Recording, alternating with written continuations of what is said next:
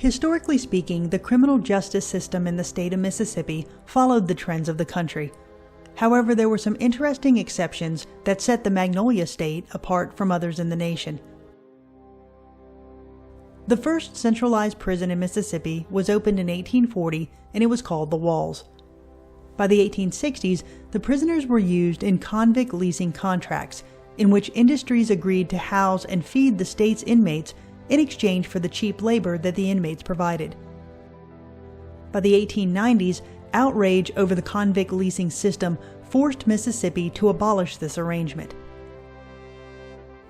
In 1904, the state established the Mississippi State Penitentiary, also known as Parchman Farm.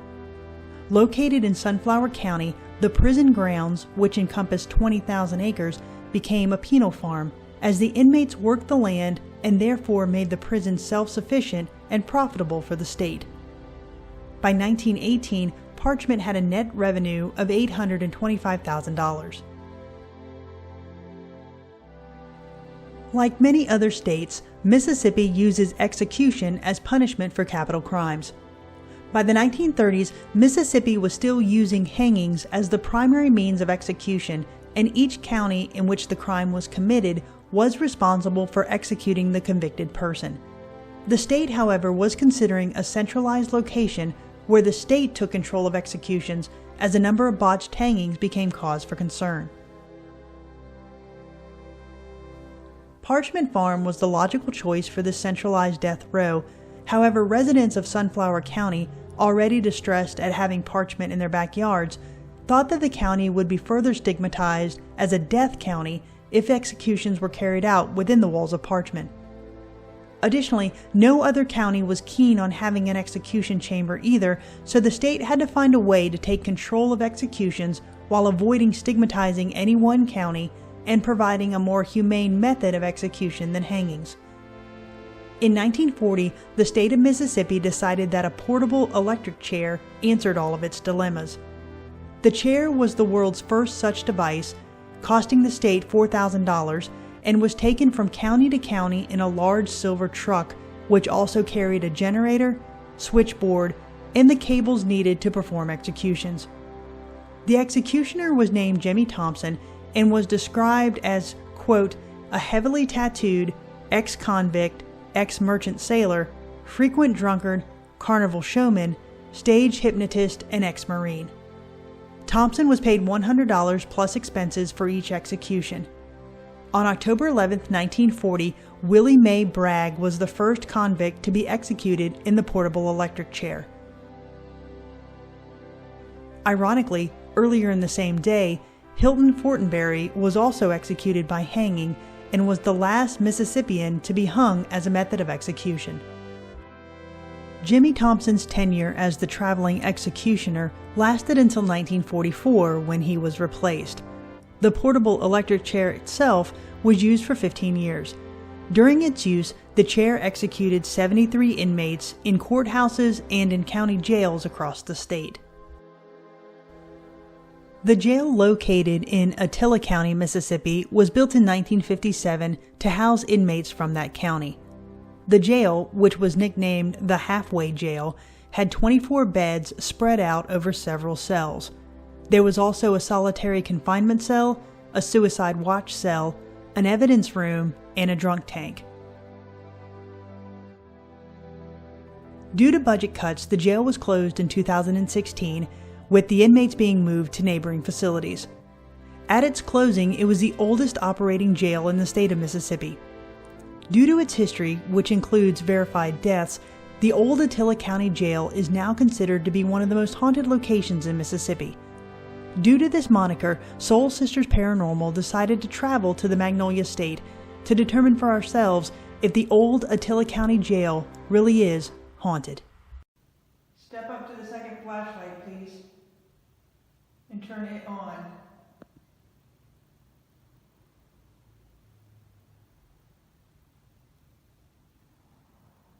On the count of 3, please. 1, 2, 3. Thank you.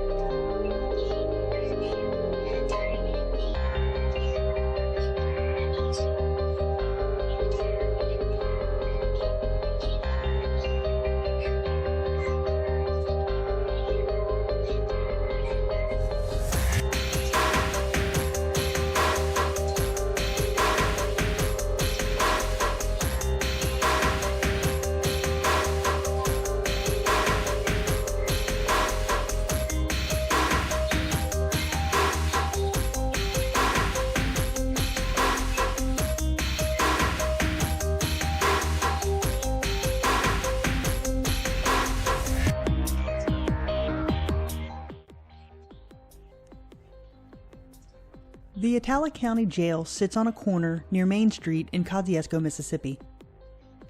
Before beginning our investigation, we met with Donald and Doyle from Sisters Paranormal. They gave us a tour of the jail building, pointing out what each cell was used for and giving us a general history of the building itself, including the deaths that were said to have occurred within its walls. After the tour, Jenny and I were left alone in the building to set up our equipment that we would leave running throughout the night. For example, we left a night vision video camera and a voice recorder in a cell that was used as a solitary watch cell. We left a voice recorder, a night vision video camera, and a laser grid in the former evidence storage room.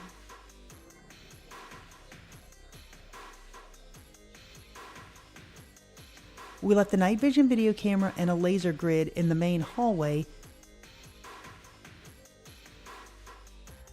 And we left a voice recorder, night vision video camera, and laser grid in various other cells as well. After setting up all of our stationary equipment, we began our investigation. During the tour, we were told that many investigators visiting the jail were successful in getting EVPs during their investigations. Therefore, we wanted to conduct EVP sessions and other experiments in the cells of the building. For example, during several of the EVP sessions, we used various tools such as K2 meters, REM pods, and flashlights in an attempt to get any spirits in the building to communicate with us.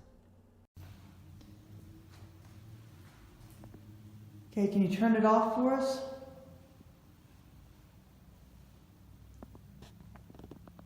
Can you please turn that flashlight off? All the way? Step back. Please step back. Thank you. Thank you for turning that on. Can you step forward again and turn the flashlight on?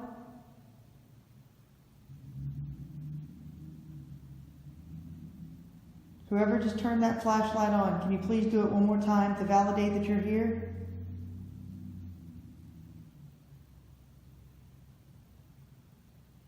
Thank you. Thank you. Step back now, please. Move away from the light so you can turn it off.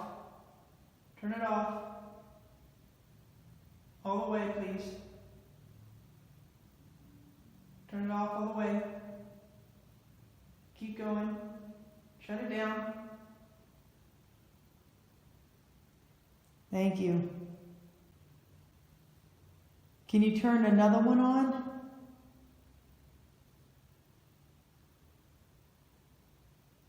I have 3 flashlights there. Can you turn the second one on?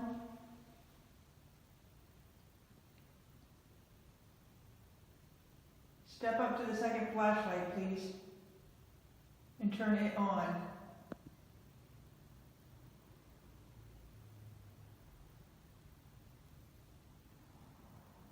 On the count of 3, please. 1, 2, 3.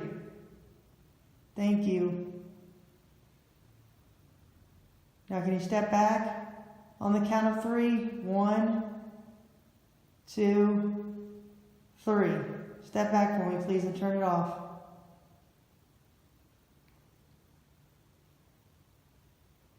All the way. I need you to step back, please. All the way. Turn off the light, please.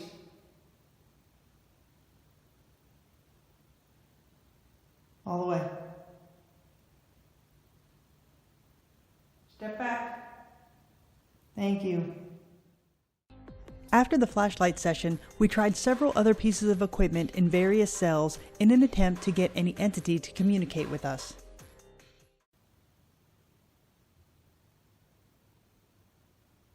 We heard you. We heard you walking and we appreciate that.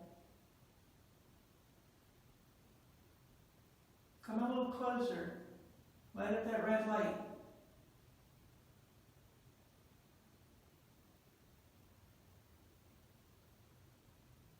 What about any of our female prisoners? If you're female, if you're a lady, light up that red light for us.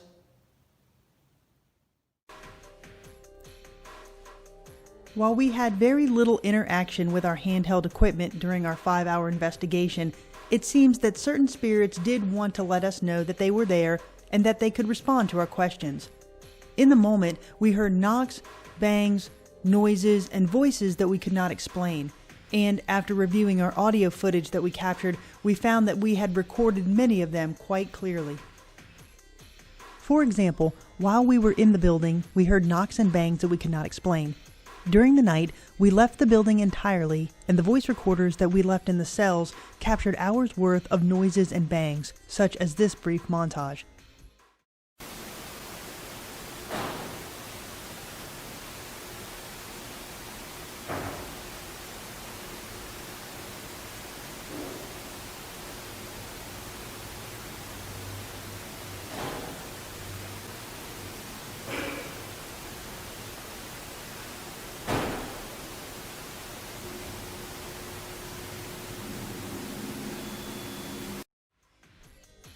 Also during the night, we captured several EVPs of male voices that we cannot explain. What is interesting is that during our EVP sessions, the voices that we captured were captured on voice recorders in locations other than where we were. It seems that the spirits were willing to speak, but not be in the same room when doing so. For example, while we were asking questions in one of the cells, the voice recorder in the former evidence storage room captured the following answer. How many fingers can I hold up?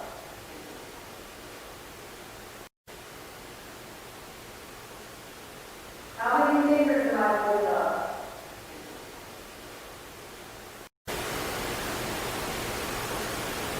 How many fingers can I hold up? Also during the night, while Jenny and I were in the back cell area, that same voice recorder captured this faint whisper.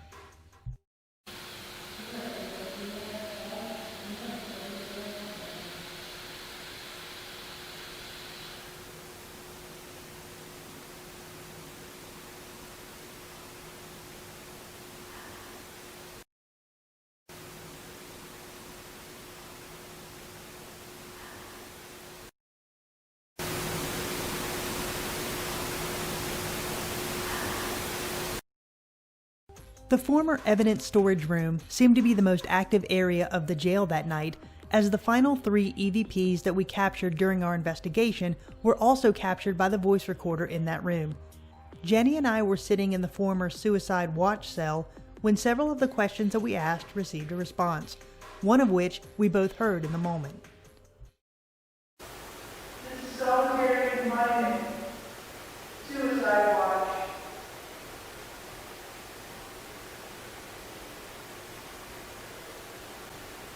Are you in here?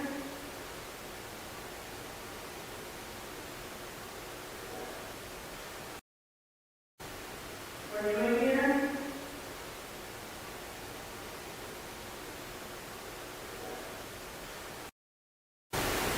Are you in here?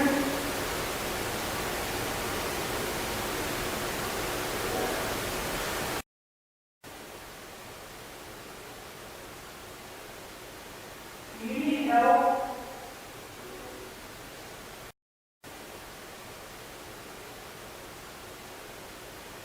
Do you need help?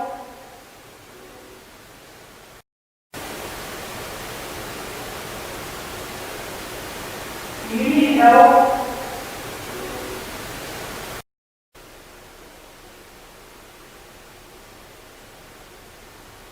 Who's your best friend?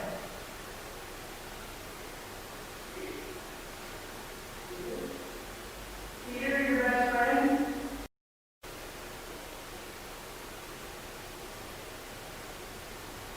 Who's your best friend?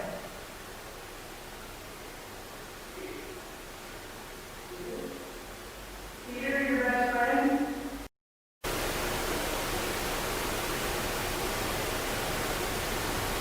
Who's your best friend?